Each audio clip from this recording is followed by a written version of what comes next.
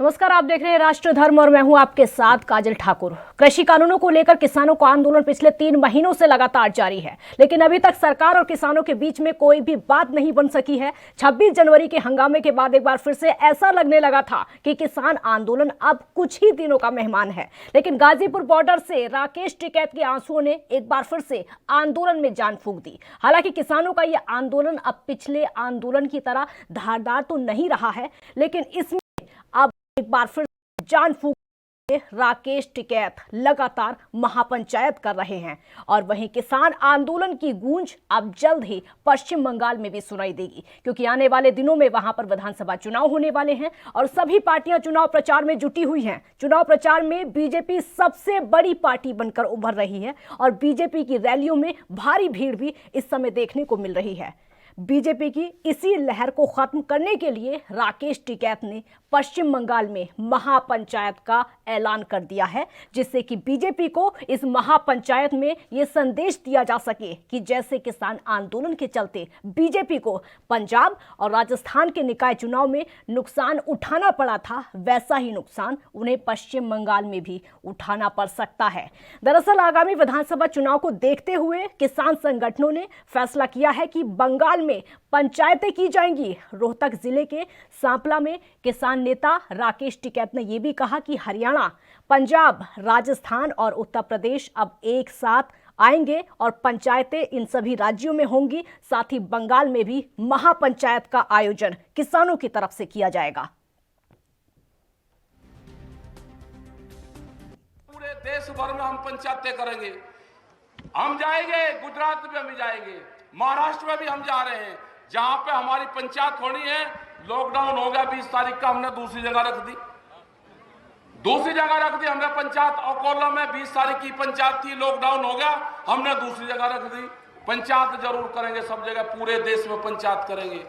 हम जाएंगे, बंगाल में भी जाएंगे, बंगाल में भी बड़ी मीटिंग होगी। वहां की भी सरकार कुछ तंग कर रही, किसानों को कुछ भारत सरकार तंग कर रही। जाएंगे, बहाना किसी का होगा, पंचायत वहां पे भी करेंगे। दिक्कत ना मानो, सारी जत्थेबंदी जाएगी, वहां पे भी पंचायत करेंगे। ये तो रेल चलवा दो, पंचायत सब जगह होगी और इन्हीं पंचायतों से ये भारत सरकार फैसले करेगी। जिस तरह से हरियाणा का साथ मिला है पूरा, जिस तरह से पूरा हरियाणा जो यहाँ पे धरने चल रहे हैं उसका साथ दे रहे हो आप लोग, आप इसी तरह से साथ देते रहो। और आज इसी मुद्दे पर चर्चा करेंगे। चर्चा में शामिल होने के लिए 2 खास मेहमान हमारे साथ जुड़ गए हैं, उनका परिचय आपसे करवाते हैं।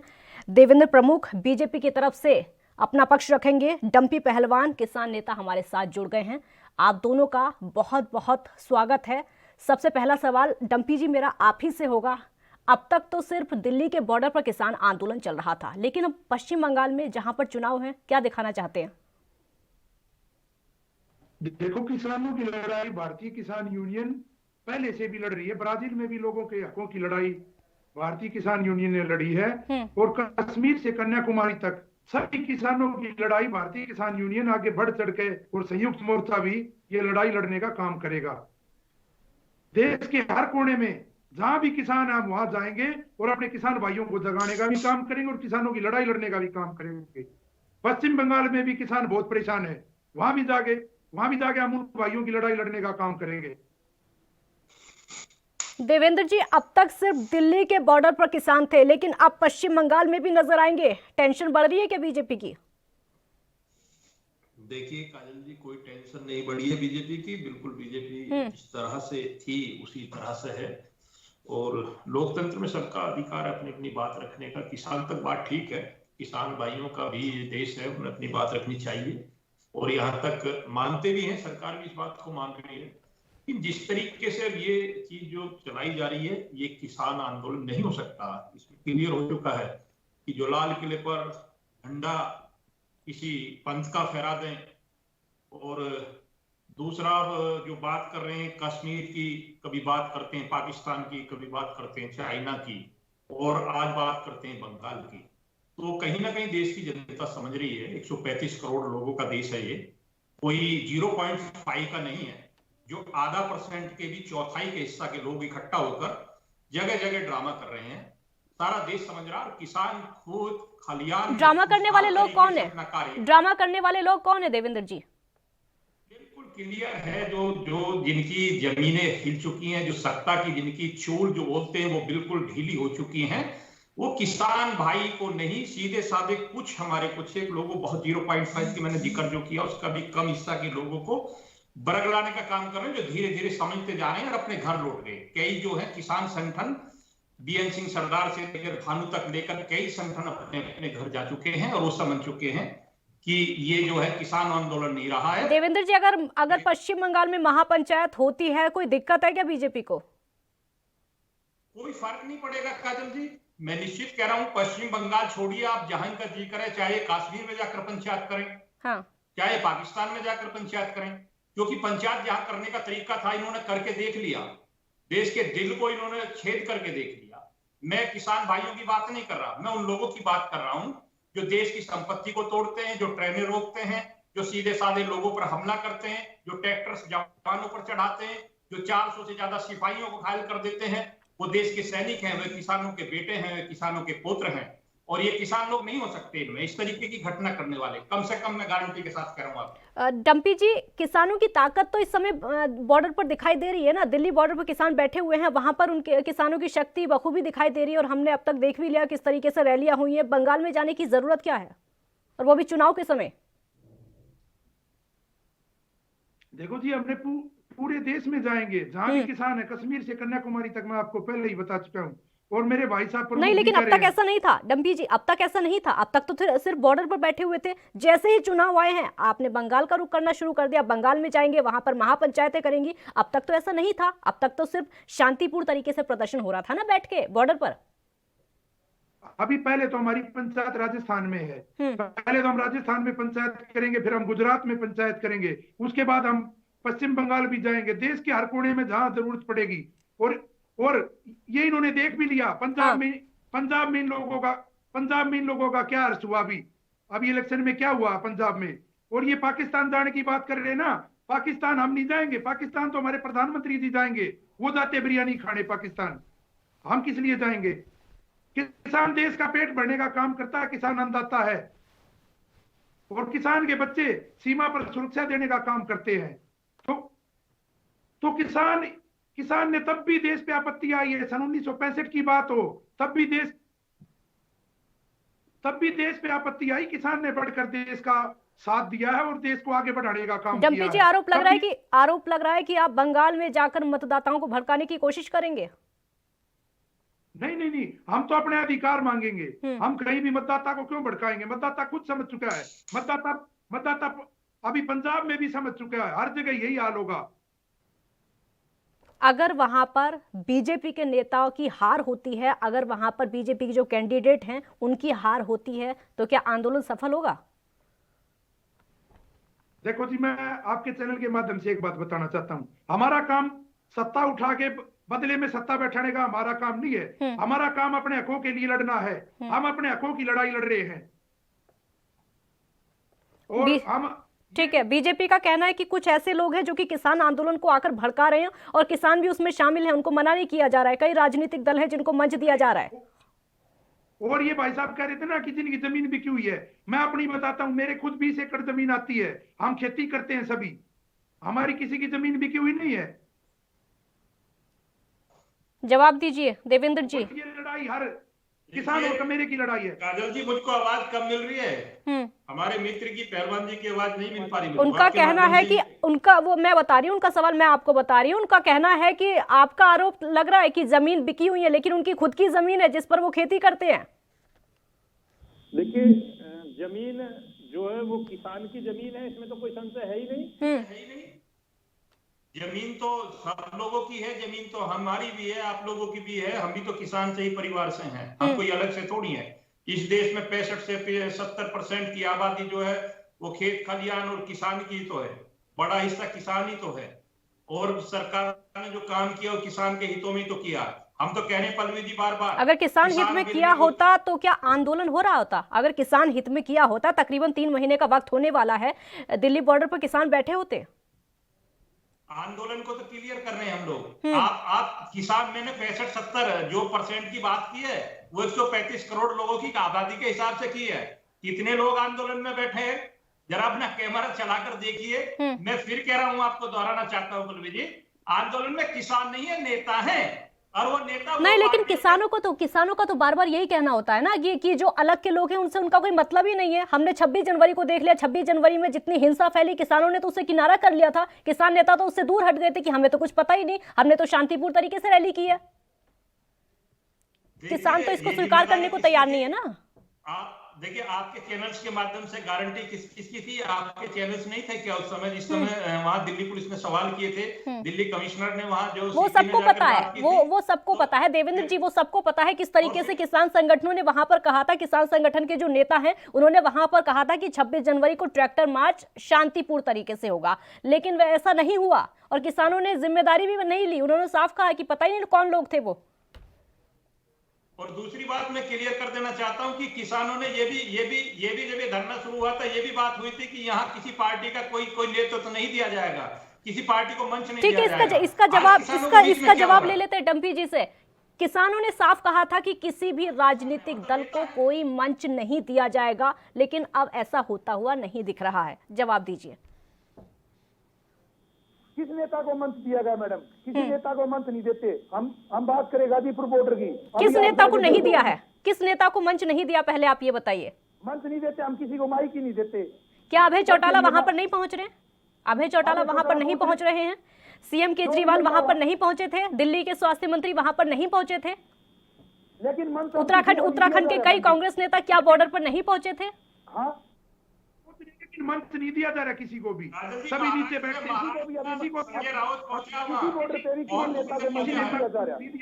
सभी आके नीचे बैठते, कोई भी बैठ सकता है। लेकिन मंच किसी के साथ साझा नहीं किया जाता। अभी हमने गड्डी श्यापला में परशुराम जयंती मनाई, किसी नेता को हमने मंच नहीं दिया। ये भाई कह रहे ना कि किसान, अभी हमने पंचायत करी हिसार जिले के बाल संबंध में, कल वहाँ लाखों की भीड़ आई। हमने पंचायत करी कल खरपूर्णिया में, वहाँ भी लाखों की भीड़ आई। कहाँ किसान नहीं आ रहा? हर जगह किसान आ रहा है। किसान बहुत परेशान है। आप जिस प्रोग्राम की बात कर रहे हैं, मैं उसकी बात नहीं कर रही हूँ, मैं दिल्ली बॉर्डर की बात कर रही हूँ। वहां पर जो अब तक राजनीतिक दल पहुंचे हैं, जितने भी राजनीतिक नेता पहुंचे, उनको रोका भी तो नहीं गया ना। बार बार किसान संगठनों की तरफ से कहा तो जाता है कि ये सिर्फ किसानों का आंदोलन है, कोई राजनीतिक भागीदारी इसमें नहीं है, लेकिन ऐसा दिखता कहाँ है, कहाँ हो रहा है? बीजेपी की तरफ से आरोप तो बार बार लगते हैं कि ये राजनीतिक प्रायोजित है, विपक्ष का प्रायोजित है, वो कहीं ना कहीं दिखता भी तो है ना, उसको क्लियर करिए। हम अपने मन से बार बार कह रहे हो, राकेश टिकैत जी ने भी बार बार कहा है, कोई यहाँ अपना वोट तलाशने ना आए, किसी को भी माइक नहीं दिया जाता। कोई भी आता है तो नीचे बैठ के यूं कहीं अपने। देवेंद्र जी, चुनाव प्रभावित होने का डर है क्या पश्चिम बंगाल में?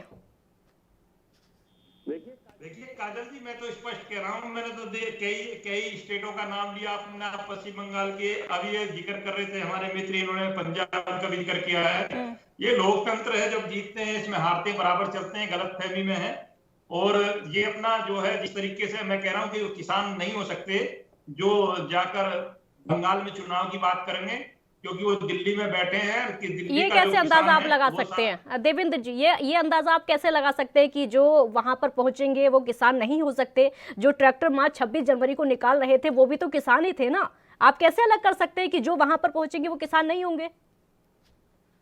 काजल जी, मैं ऐसे कह सकता हूँ कि किसानों के पास इस समय नहीं है समय।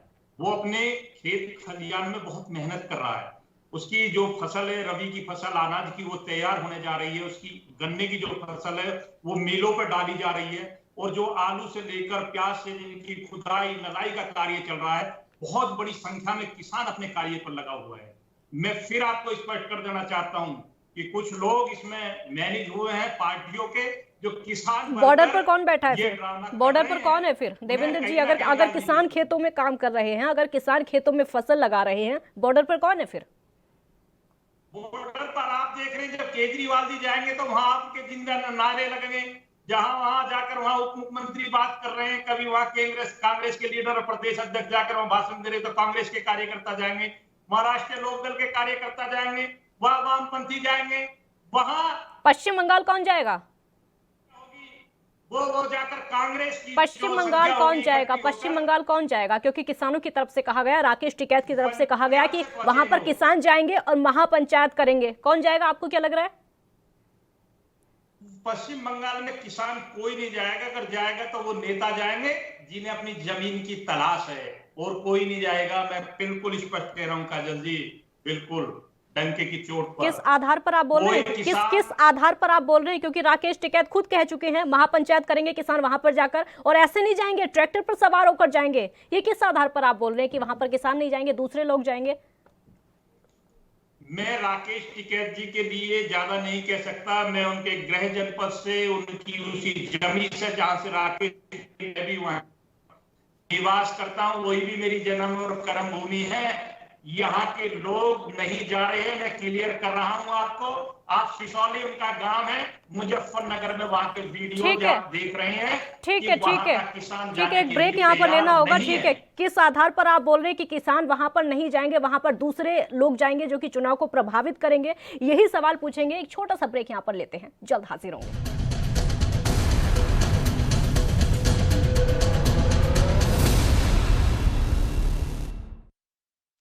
क्या आप दुबले पतले कमजोर हैं? आपकी सेहत नहीं बनती, भूख कम लगती है, वजन नहीं बढ़ता? दरअसल मेन बात खाना पीना खाना नहीं है, मेन बात है खाया पिया लगना।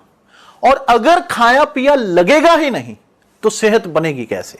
इसलिए हमारी संस्था सन्यासी आयुर्वेदा ने एक ऐसी दवा बनाई है जो कि आपके पाचन तंत्र को, आपके लीवर सिस्टम को ठीक करने का काम करती है, ताकि आप जो भी खाएं उसका पूरे का पूरा निचोड़ आपके शरीर को लगे, आपकी भूख बढ़े, खाया पिया सही से लगे, नया खून बने, हड्डियों में जान आए, वजन बढ़े, ताकत बढ़े, चेहरे पर नूर आए और आप मोटे तगड़े खूबसूरत पर्सनैलिटी के मालिक बन जाएं। यह दवा पूरी तरह से आयुर्वेदिक होती है। इसका शरीर पर कोई भी साइड इफेक्ट, कोई भी नुकसान या दुष्प्रभाव नहीं होता। लड़के लड़कियां दोनों इसका इस्तेमाल कर सकते हैं और पहले 15 दिन के अंदर ही आपको इसका असर महसूस हो जाएगा। सिर्फ 650 रुपए की पूरे 1 महीने की दवा होती है और आप इसे घर बैठे 01145454545 पर फोन करके दवा मंगवा सकते हैं।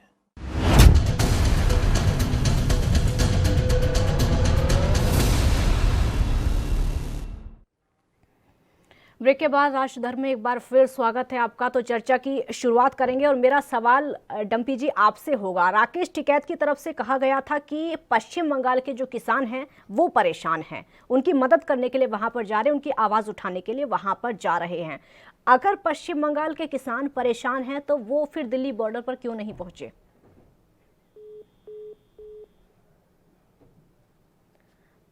डंपी जी मेरी आवाज सुन पा रहे हैं आप?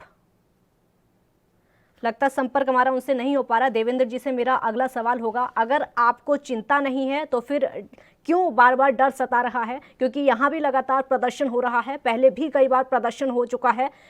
और सवाल अब ये है कि अगर किसी बीजेपी नेता की हार होती है तो क्या ठीकरा किसानों पर बीजेपी फोड़ेगी?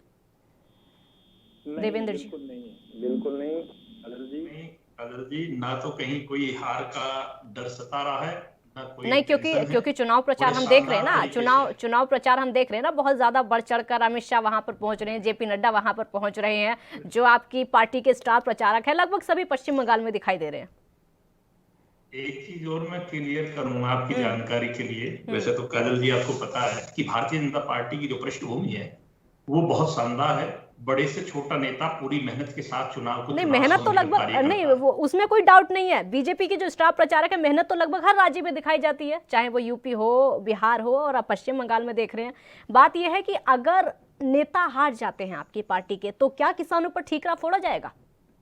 मैं क्लियर कर देना चाहता हूँ और बेहिचक कह रहा हूँ कि पहली बात हम 100% जीत की तरफ, और अगली बात जीत का दावा तो सभी कर लेते हैं, जीत का दावा तो सभी पार्टियां लगभग कर ही लेती हैं। ममता बनर्जी भी तो कर रही है, ममता दीदी तो सत्ता वापसी का भी दावा कर रही हैं।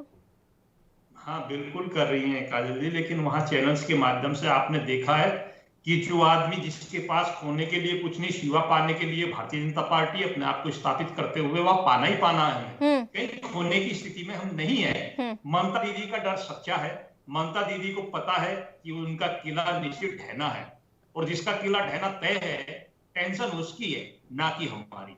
हम तो बहुत शानदार तरीके से बंगाल में अपना काम कर रहे हैं, और निश्चित आने वाला समय अच्छा होगा बंगाल के लिए, राष्ट्र के लिए। वहां जय श्री राम का नारा शायद अब लगने लगे, क्योंकि ममता दीदी को जय श्री राम का नारा तो आप लगभग हर चुनाव में ले ही आते हैं। नहीं, होना भी चाहिए अगर सनातन धर्म संस्कृति और नहीं, ये तो एक तरीके से बीजेपी का कल्चर ही हो गया। बीजेपी का कल्चर ही है, चाहे केंद्र का चुनाव हो या फिर राज्य का चुनाव हो। पहले राम मंदिर था, लेकिन वो मुद्दा खत्म हो गया है, अब जय श्री राम के नारे लगाने लगे हैं। इससे तो कोई चुनाव बचता ही नहीं है, ये तो कल्चर है बीजेपी का। देखिए काजल जी, होना चाहिए ना, आपके हिसाब से भी होना चाहिए। नहीं, होना चाहिए, वो ठीक है, लेकिन ये आप आस्था हर राज्य में, हर केंद्र के चुनाव में लगभग ले ही जाते हैं। और आरोप आप पर यह भी लगता है कि धार्मिक भावना भड़काने की कोशिश आप कर रहे हैं, धार्मिक तरीके से आप वोटरों को लुभाते हैं। इसलिए ये वाला जो कार्ड है, ये तो लगभग बीजेपी को हर जगह खेलना ही होता है, क्योंकि हम भी देखते हैं, आप भी देखते हैं, और सब जानते हैं राजनीति क्या है। हमारा खाली कल्चर धार्मिक की बात करना नहीं है काजल जी, मैं स्पष्ट कर रहा हूँ। हम धार्मिक चीज को अपनाते भी हैं, हम खड़े भी हैं। हमने 500 साल का जो समस्या थी भारत देश की, सनातन धर्म संस्कृति, उसको जो सपना था उसको पूरा किया है। राम मंदिर कोई छोटा मुद्दा नहीं था, हमारे एजेंडे में था, और हमने उसको पूरा किया।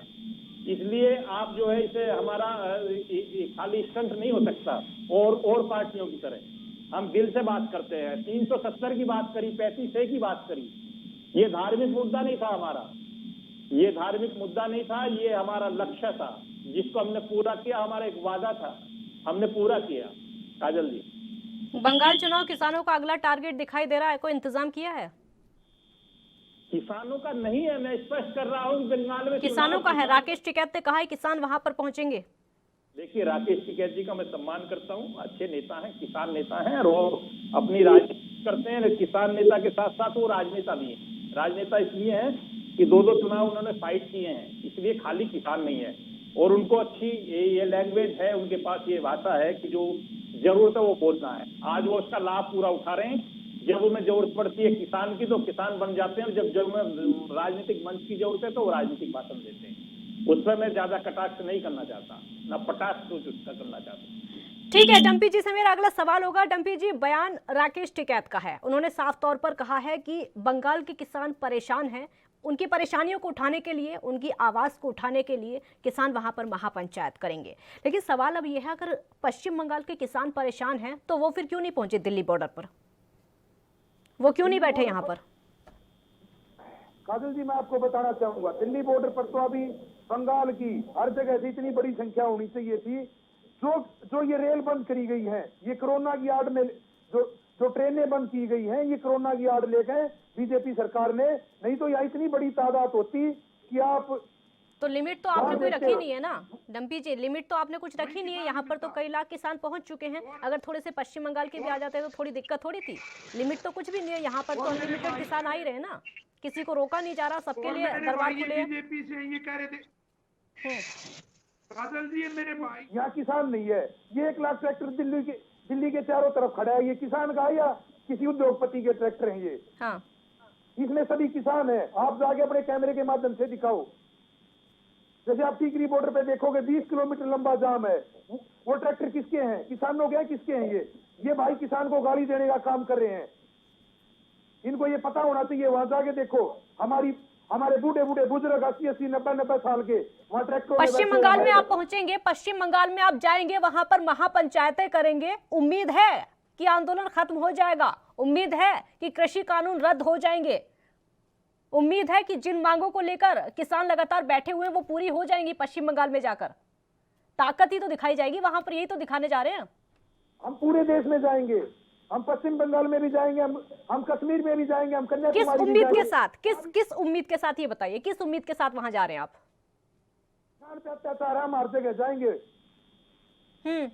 किस उम्मीद के साथ पश्चिम बंगाल में जा रहे हैं, इसका जवाब दीजिए।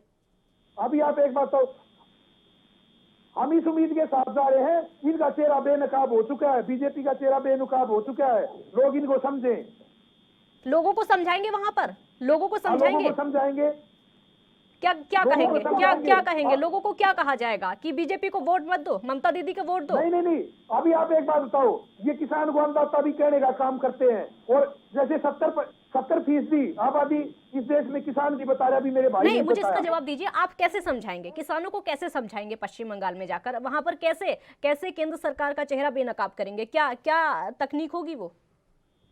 देखो मेरी सुनो, जैसे हमारे बिहार में 5 एकड़ का जमींदार भी मजदूरी का काम करता है, हाँ। वहाँ पे एमएसपी नहीं है, तो किसान के साथ बहुत बड़ी अनदेखी हुई है। सन 1970 में गेहूं का भाव 76 रुपए क्विंटल था, और आज मुद्दे पर आइए डम्पी जी, मुद्दे पर आइए, जो सवाल मैं पूछ रही हूँ उसका जवाब दीजिए, जो मुद्दे पर आइए आप। मैं आपसे ये पूछ रही हूँ किस तरीके से वहां पर लोगों को समझाएंगे, कैसे आप केंद्र को बेनकाब करेंगे, कैसे केंद्र को बेनकाब इनके जो काले कानून है इनके बारे में बताएंगे, हाँ, और इनका चेहरा हम बेनकाब करेंगे। आपका मकसद ये होगा कि वहां के मतदाता बीजेपी को वोट ना दे, मकसद यही होगा ना आपका?